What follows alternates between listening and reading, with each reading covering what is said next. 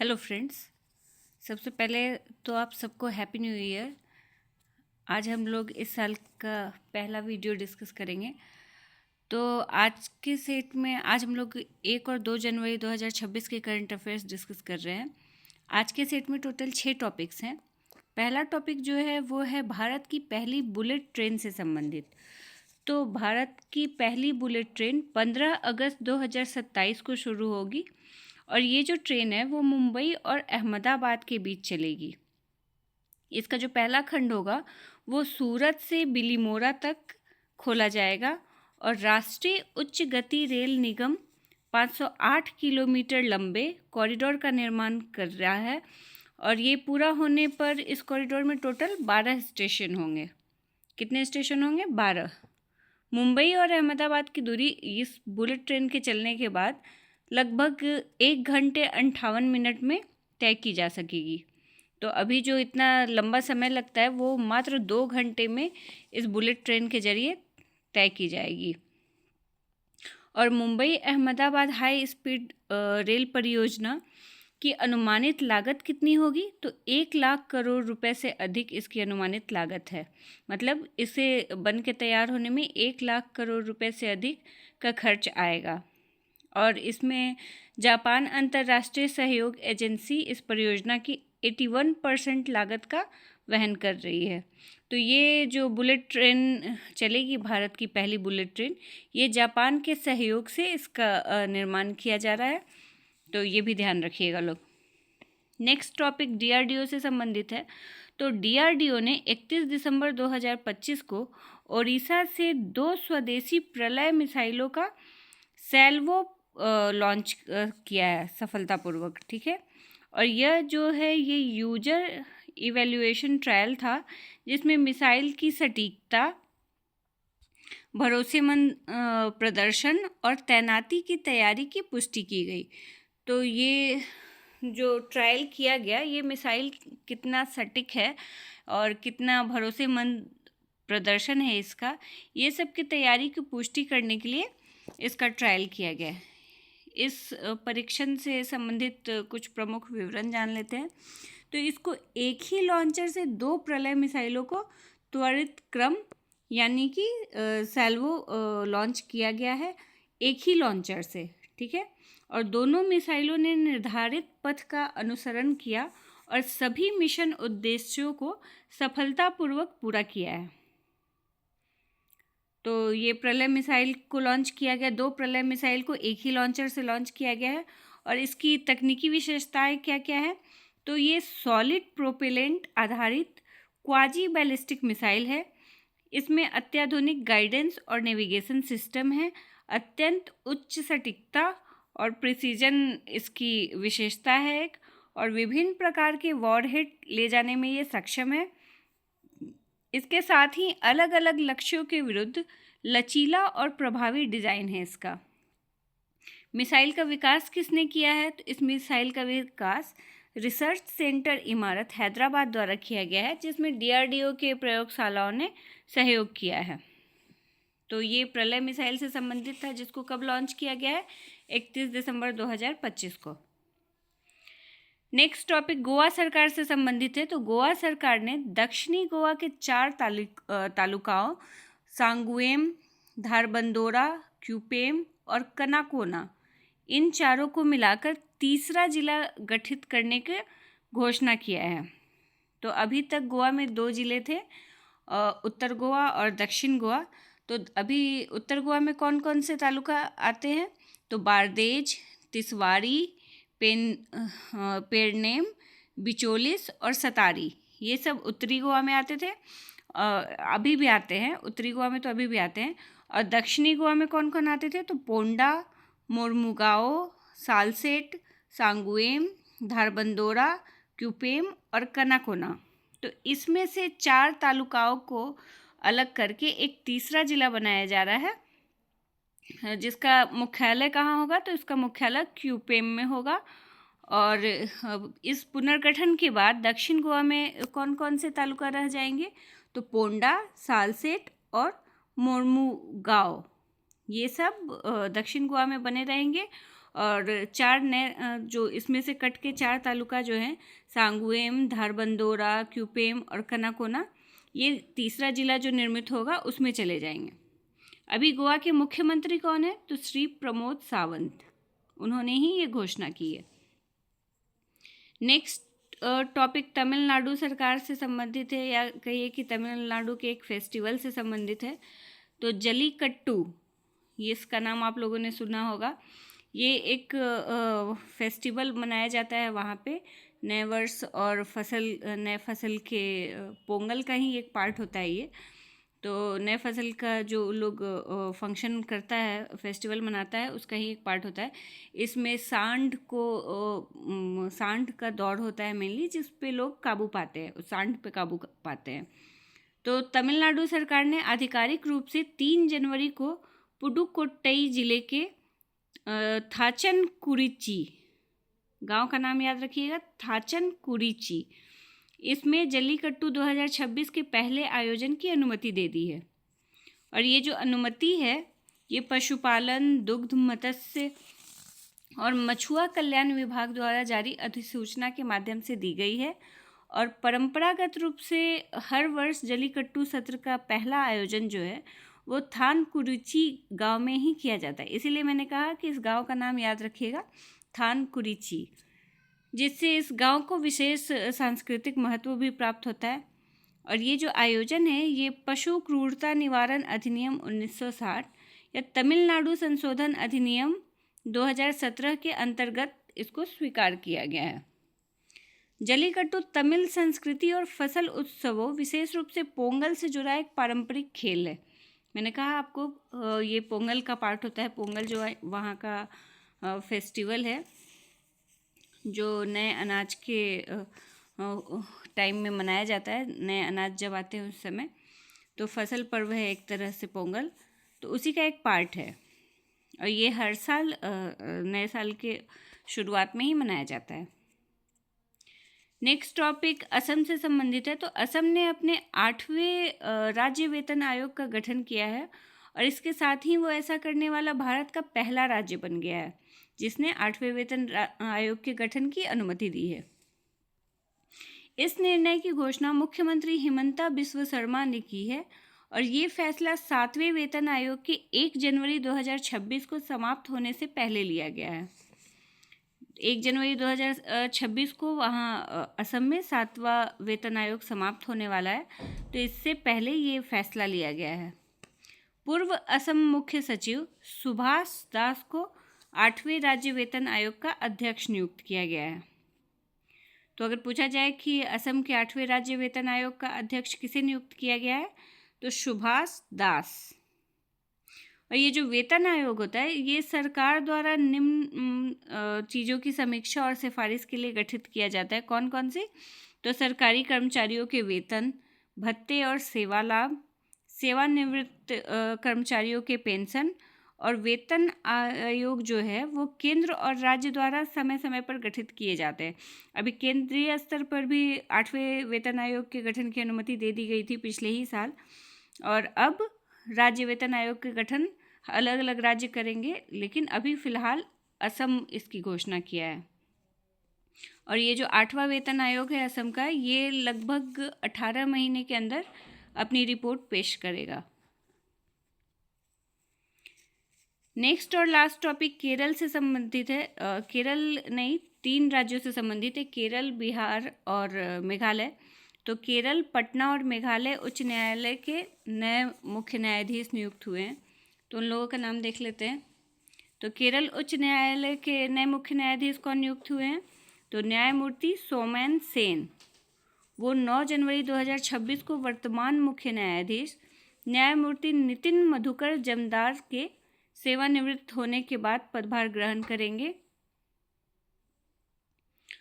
पटना उच्च न्यायालय के नए मुख्य न्यायाधीश कौन बने हैं? तो न्यायमूर्ति संगम कुमार साहू, और इनकी जो नियुक्ति है वो पद ग्रहण करने की तारीख से ही प्रभावी हो जाएगी। मेघालय उच्च न्यायालय के नए मुख्य न्यायाधीश कौन बने हैं? तो न्यायमूर्ति रेवती प्रशांत मोहिते डेरे, इनका नाम थोड़ा लंबा है, ध्यान रखिएगा, रेवती प्रशांत मोहिते डेरे। ये न्यायमूर्ति सोमैन सेन का स्थान लेंगे। संविधान के किस अनुच्छेद में उच्च न्यायालय के न्यायाधीशों की नियुक्ति के बारे में दिया गया है? तो संविधान के अनुच्छेद 217 के तहत उच्च न्यायालय के न्यायाधीशों की नियुक्ति राष्ट्रपति द्वारा भारत के मुख्य न्यायाधीश और राज्य के राज्यपाल के परामर्श के बाद की जाती है। और ये जो मुख्य न्यायाधीशों की नियुक्ति होती है ये एक कॉलेजियम सिस्टम के आधार पर होती है। उनके परामर्श पर केंद्र सरकार या राष्ट्रपति इनकी नियुक्ति करते हैं। तो इसकी जो शुरुआत होती है ये राज्य स्तर पर ही होती है। ठीक है। उच्च न्यायालय के न्यायाधीशों की नाम की जो सिफारिश होती है वो वहाँ के संबंधित उच्च न्यायालय के मुख्य न्यायाधीश द्वारा अपने 2 वरिष्ठ सहयोगियों से परामर्श करने के बाद की जाती है और वो अपनी सिफारिश को राज्यपाल को सौंपते हैं और राज्यपाल जो हैं वो केंद्रीय कानून मंत्री को सौंपते हैं। फिर उस सिफारिश को ये जो भारत का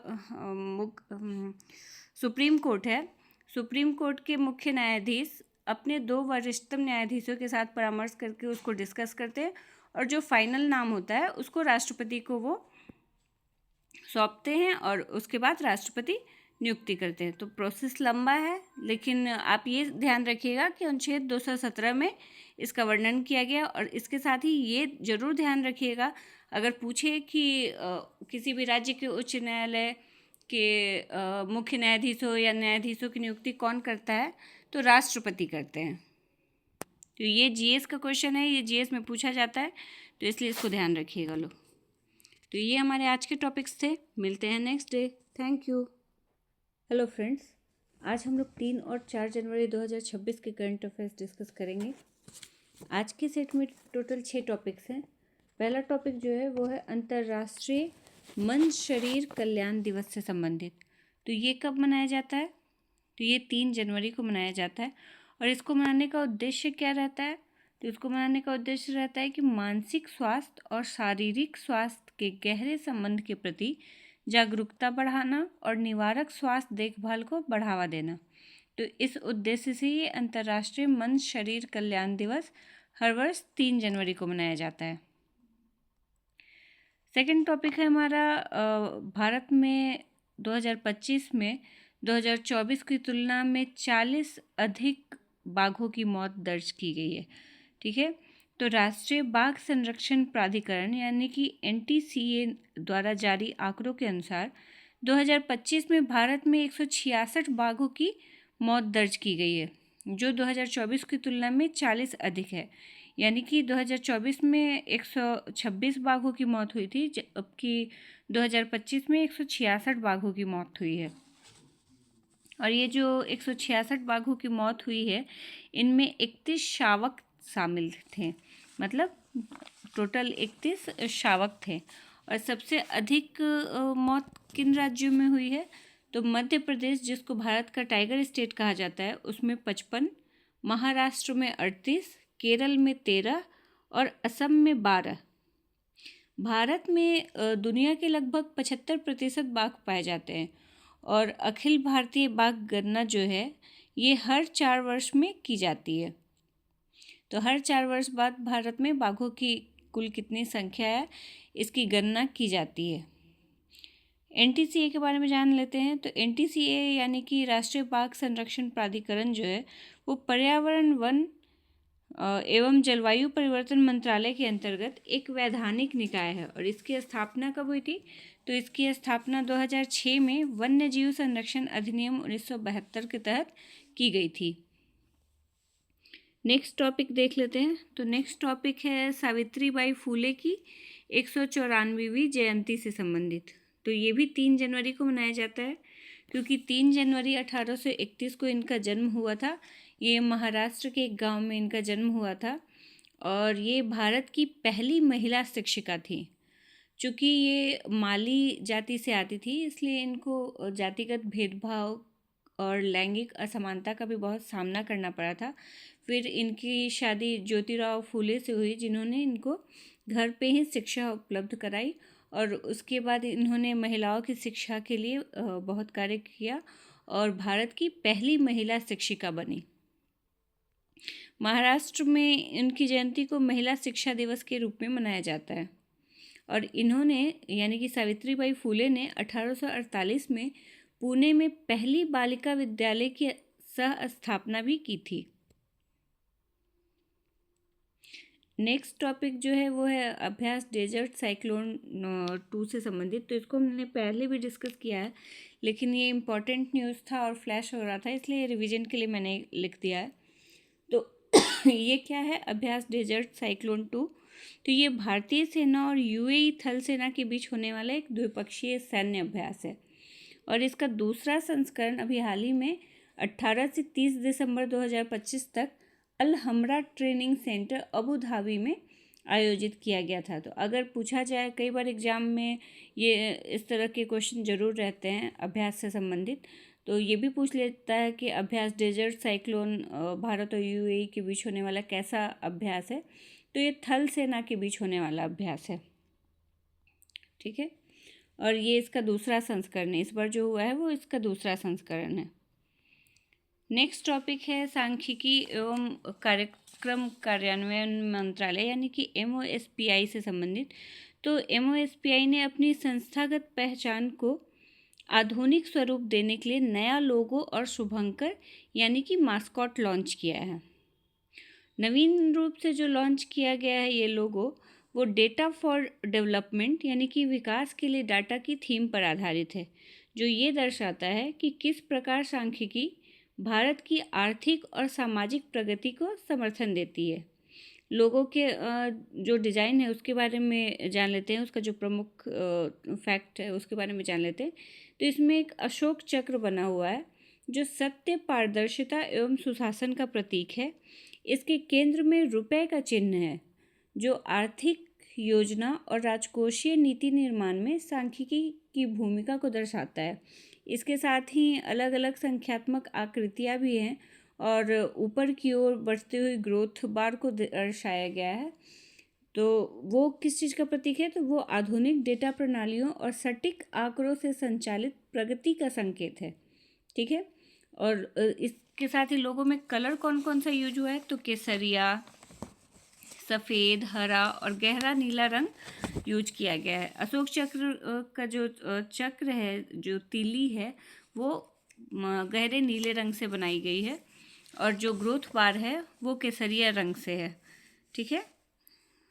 तो इसमें और उसका ये जो चक्र है इसके दोनों तरफ ग्रीन कलर की पत्ती बनाई गई है जो हरे रंग की है।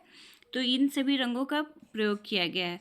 ये सारे जो रंग हैं ये राष्ट्रीय तिरंगे से प्रेरित हैं और विकास, स्थिरता और ज्ञान जैसे मूल्यों का प्रतिनिधित्व करते हैं। लोगों के साथ साथ सांख्यिकी का कार्यक्रम कार्यान्वयन मंत्रालय ने अपना शुभांकर यानी कि मास्कॉट भी लॉन्च किया है। वो क्या है? तो सांख्यिकी। नया मास्कॉट क्या है? सांख्यिकी। तो ये जो शुभांकर है ये सांख्यिकी एवं कार्यक्रम कार्यान्वयन मंत्रालय की सार्वजनिक पहचान के रूप में कार्य करेगा और इसका उपयोग सर्वेक्षण, जागरूकता अभियानों आदि में किया जाएगा। नेक्स्ट टॉपिक है छोटा सा, तो वो क्या है? तो महाराष्ट्र के नए पुलिस महानिदेशक नियुक्त हुए हैं, सदानंद वसंत दाते। तो इनको महाराष्ट्र के नए पुलिस महानिदेशक के रूप में नियुक्त किया गया है और इन्होंने रश्मि शुक्ला का स्थान लिया है। रश्मि शुक्ला महाराष्ट्र की पहली महिला पुलिस प्रमुख बनी थी, तो उनका स्थान ये लेंगे सदानंद वसंत दाते। तो ये हमारे आज के टॉपिक्स थे। मिलते हैं नेक्स्ट डे। Thank you.